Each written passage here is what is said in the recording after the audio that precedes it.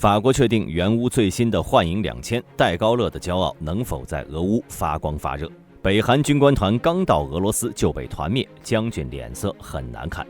英国援乌35亿英镑用于购买导弹和火炮。中东冲突1周年，以色列1小时内100架次轰炸，黎巴嫩真主党继任者也确认死亡。台湾黑帮爆出军火倒卖，刺刀手榴弹也流出军营。克里姆林宫突发状况，大批警车、救护车抵达。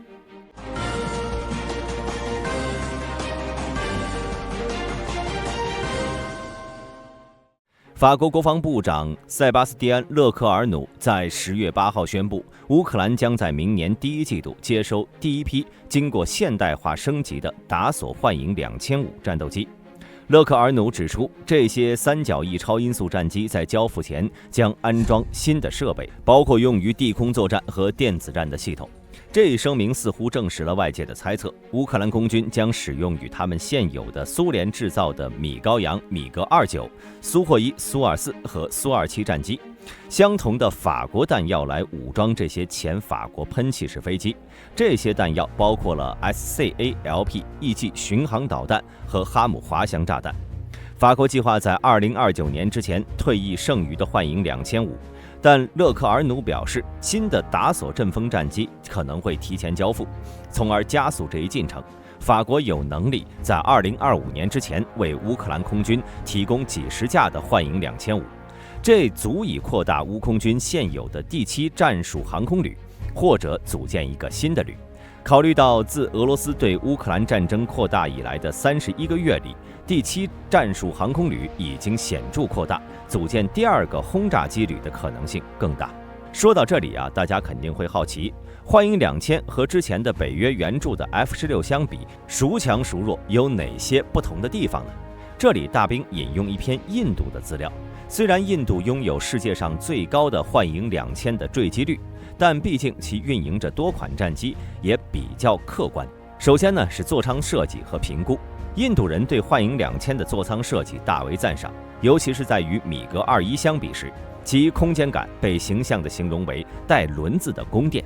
飞行员对其座舱的满意度极高，评分达到了10分。这种高评价可能与其电传操纵系统有关，该系统赋予了飞机静不稳定的特性，从而提高了机动性。F-16的座舱设计同样先进，具有优秀的态势感知能力。F-16的座舱盖设计考虑到了雷达散射截面的缩减，这让其在对防空雷达时要更加安全。武器系统和实弹发射体验，在武器系统方面，幻影2000能够快速发射导弹，速度之快让飞行员几乎在发射后立刻就看到目标的爆炸火光。F-16呢，则以 AIM-120 先进中距空对空导弹而闻名。该导弹的最新型号 AIM-120D3 射程更远，抗干扰能力更强。一名空军军官表示，在近空格斗或者近空支援场景下，幻影2000和 F-16可能难分上下，但是在超视距作战状态下， F-16会凭借更强的雷达获得更大优势。机动性与作战效率方面， F-16的机动性能也非常出色，拥有高推重比和低翼载荷，使其在瞬时盘旋和稳定盘旋性能上表现良好。但印度空军认为，幻影2000是同类中最佳的战斗机，尤其是在南亚地区，其机动性得益于电传操纵系统和放宽的静稳定性设计，使得飞机在大迎角条件下依然保持稳定的航向。最后呢是可靠性和维护性方面，由于落马的难产，再加上老版本的某些生产线已经关闭，导致 F-16的维护性虽然出色，但是其某些航电设备的更新受到了限制。相比之下，幻影2000的可靠性和维护性是更好，同时易于更换零部件和发动机。大兵认为，无论 F-16和幻影2000孰优孰劣，对于现在的乌克兰来说，都无异于是雪中送炭。乌克兰在苏联解体时继承了大约200架的1970年代的老式苏24，30年后呢，只有10几架仍在第7战术航空旅服役。苏24最初携带重力炸弹投入战斗，后来呢开始使用滑翔炸弹和巡航导弹，但损失惨重。俄罗斯已经至少击落了18架这些老式轰炸机。在最近接受美国采访时，第7战术航空旅指挥官勒克尔上校表示，该旅现在拥有的轰炸机和机组人员数量比2022年2月多得多，但苏24仍然是他们的主力。乌克兰空军仍然计划继续服役苏24，并正在开发一种新的本地制造的滑翔炸弹，以提供更多的武器选择。随着幻影2000的到来，乌克兰空军可以组建一个新的旅，与经验丰富的第7战术航空旅并肩作战，增加对俄罗斯军舰、防空炮台、总部以及被占领的乌克兰南部和东部的补给站的深度打击能力。此外，法国飞机的到来将需要训练有素的机组人员和地勤人员。勒克尔努表示，乌克兰飞行员和机械师的培训正在持续进行中。10月7号，在乌克兰东部的顿涅茨克地区发生了一起空袭，造成有6名朝鲜人民军军官在袭击中丧生，另外有超过20人受伤。据外国媒体报道，这次袭击发生时，俄罗斯军队正在朝着朝鲜军官展示其攻击和防御训练。据基辅邮报等媒体报道，这些朝鲜军官是应俄罗斯邀请前往顿涅茨克地区，目的是学习如何对抗美式武器，并准备进行突击行动。然而，他们却意外地遭受了来自基辅的导弹袭击。目前，乌克兰和俄罗斯政府均未对此事进行任何回应或者解释。乌克兰总情局曾在2023年一份报告中指出，确实有一支朝鲜军队在乌克兰东部占领区驻扎，其中大部分是工兵部队。这证明了朝鲜与俄罗斯之间的密切联系。俄罗斯总统普京在朝鲜领导人金正恩会晤时，曾试图说服对方在顿涅茨克和卢甘斯克设立代表处。基辅方面分析认为，俄罗斯邀请朝鲜军方前往乌克兰东部，是希望平壤增派劳工，以帮助俄罗斯解决占领区的人力短缺问题。不知道这件事是不是点燃了将军的脾气？2天之后，根据朝中社报道，朝鲜军方宣布今天起完全切断跟南韩的公路和铁路联系，并开始边境设防工作，并称这是对南韩举行的战争演习以及美国战略的回应。据乌克兰媒体报道，英国已经向乌克兰提供了35亿英镑，约45.8亿美元，用于购买英国制造的武器。由国防部、商业和贸易部以及国防贸易协会 ADS 的代表组成的英国贸易代表团访问了乌克兰国防工业论坛，与乌克兰政府和行业代表举行了会议。在与乌克兰官员会面期间，英国代表团试图确定最需要的武器和装备清单。英国国防部将根据收到的需求，代表乌克兰与英国工业界签订合同。英国武装部部长卢克·波拉德议员表示，英国对乌克兰的支持是坚不可摧的，我们继续在提供军事援助方面发挥带头作用，但我们的支持远不止提供设备。通过加深我们和乌克兰国防工业的联系，我们正在扩大我们自己的工业能力，同时提高乌克兰自己的能力。我们与乌克兰并肩作战，只要需要，我们就会提供支持。10月7号，正值哈马斯对以色列发动袭击1周年之际，以色列空军采取了大规模空袭行动。以色列空军派出了100架 F-15I 和 F-16I 战机前往黎巴嫩进行空袭，在短短1小时内成功打击了大约120个目标。由于黎巴嫩缺乏有效应对高空高速来袭目标的能力，以色列空军的行动相对顺利。在执行任务飞机中，只有部分携带了用于自卫的短程空对空导弹。值得一提的是 ，F-15I 携带的短程空对空导弹是以色列的 Python 5，也称为巨蟒5型。这是一种使用红外线成像的短程空导弹，与美国的 AIM-9X 相似，具有全向离轴攻击能力。允许飞行员在头盔瞄准系统能够看到目标的情况下锁定目标，甚至可以在发射导弹后再进行锁定。在这次行动中，除了携带短程空导弹外，以色列空军的飞机还挂载了 GDAM 炸弹，以确保对目标的精确打击。以色列方面还为此进行了一些宣传，包括发布了一系列的照片和动画，展示了100架飞机在1小时内打击120个目标的能力。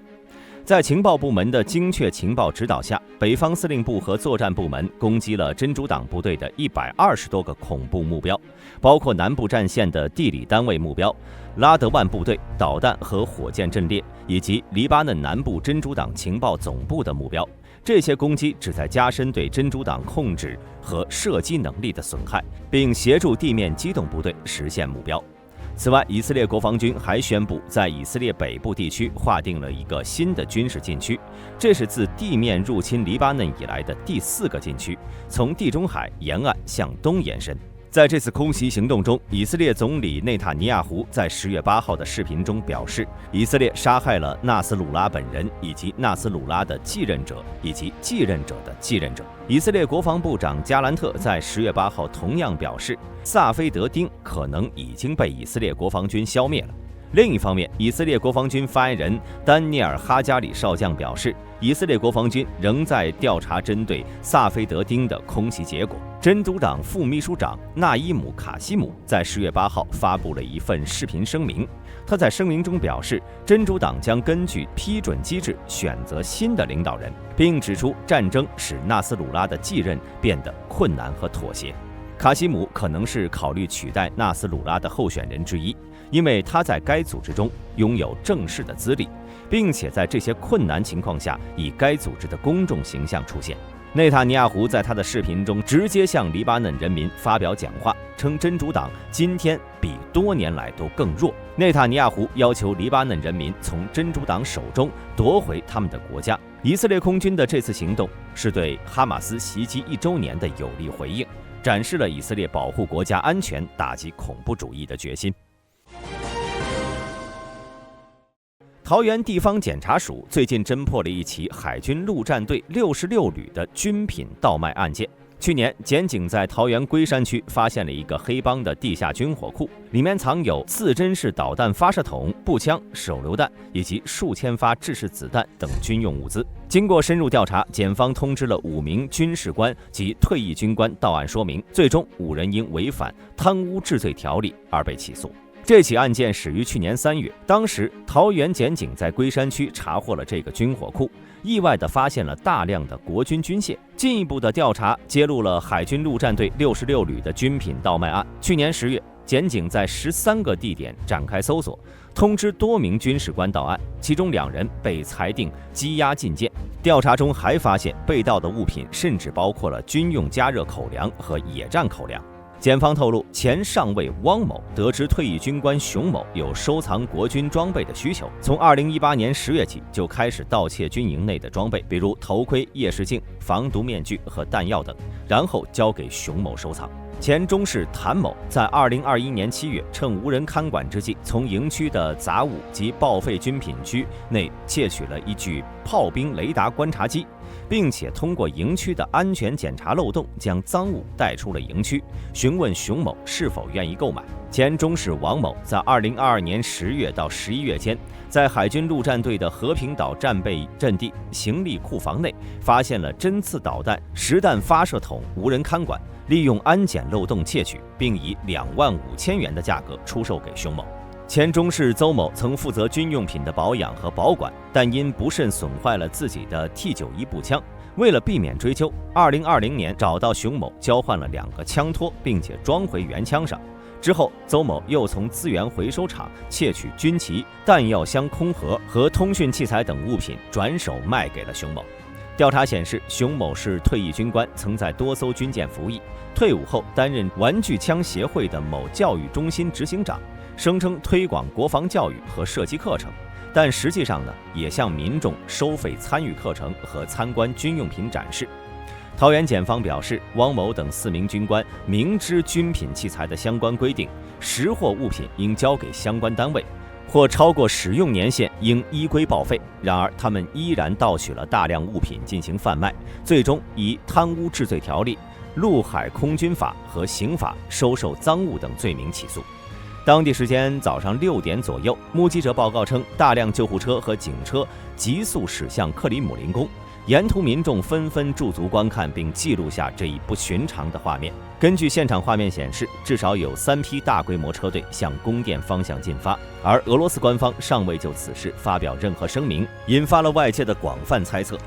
目前有充分的证据表明，克里姆林宫正处在地震当中，甚至有爆发内讧的风险。不久之前，俄罗斯政界人士、学者及资深媒体人在莫斯科举办了一场论坛，聚焦现代环境下信息与认知作战。俄罗斯外交部发言人扎哈罗娃出席了该论坛，并就建立统一信息机构的提议发表了看法。扎哈罗娃对建立一个类似苏联新闻社的机构来统一前线信息的提议表示质疑。他提出的问题“我们到底指的是谁”，暗示了俄罗斯精英内部存在的分歧。智库战争研究所将此解读为克里姆林宫内部存在内讧的证据，但扎哈罗娃迅速驳斥了这种解读，称之为西方对俄罗斯发起的又一次认知作战。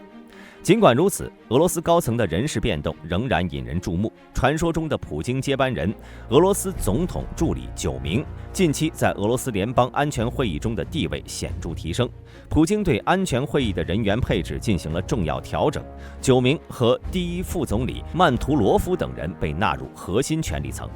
九明的政治崛起速度令人瞩目，从普京的贴身保镖到总统助理，再到国务委员会秘书。他的政治生涯一直在快车道上。他在克里米亚军事行动和前乌克兰总统亚努科维奇撤离中扮演了重要角色，以及在图拉州州长任内的政绩都为他积累了丰富的政治资本。更重要的是，九明作为瓦格纳创始人之一，和普里格金交好，而且瓦格纳和俄罗斯国防部绍伊古一脉又有着不可调和的矛盾。如今普里格金和瓦格纳已经消失，而绍伊古也被贬至闲职。如果九明上台，是否会对瓦格纳进行平反，或者是对俄罗斯国防部进行清算，引起了许多俄罗斯人的猜测。无论外界怎么看，俄罗斯都还是普京说了算。普京对九明的提拔显示了对其工作的高度认可。九明在军工生产和国务委员会的工作，使他有机会深入了解国家行政事务，并参与制定国家政策。他的迅速上升在俄罗斯政坛上引起了广泛关注，许多人认为他可能成为普京的接班人。在克里姆林宫外的紧急车队和内部的人事变动交织在一起，构成了俄罗斯当前政治局势的动荡画面。虽然目前尚不清楚克宫内部究竟发生了什么，但可以肯定的是，俄罗斯正处在一个关键的转折点上，其未来的道路充满了不确定性。对此，各位有什么看法？欢迎发在评论区。本期视频到此结束，我是大兵，我们下期再见。